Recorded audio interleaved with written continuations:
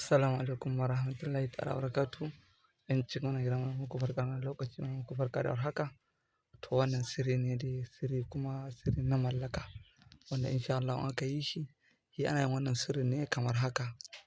Yauwa ana yin sa ne da nonon tumfafiya. Da nonon tumfafiya za a yi shi insha Allah.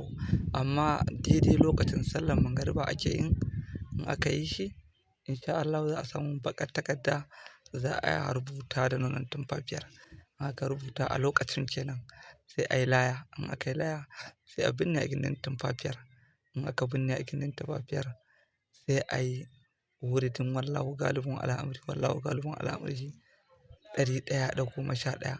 Shi wannan layar da za a yi wannan sirri na mallaka mai ƙarfin gaske wanda aka yi wato sunan da ake so a sa ko mace ko namiji gashi nan a tsakiya za a sa sunan. Sai a yi akan niyya. In Allah ya yarda wannan sirri ne mai ƙarfin gaske wanda kuma in aka yi shi dan da yardar Ubangiji za a ga biyan buƙata cikin sauƙi in Allah ya yarda.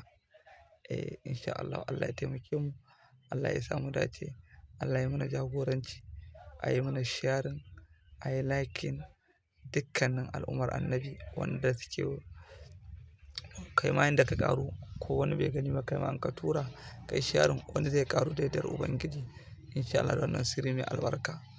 Allah ya taimake mu, Allah ya sa mu dace, Allah ya mana jagoranci. Allahumma akhrijna min zulmatil wahmi wa akrimna bi nuril ilmi. Allahumma aftana wa fadlika wa yassir alaina kada'in rahmatuka. Rabbi zidni ilma wa aqlan wa fahma ala qira'ati kitabakal karim wa kalamukal qadim bil haqqi rabbul arshil azim.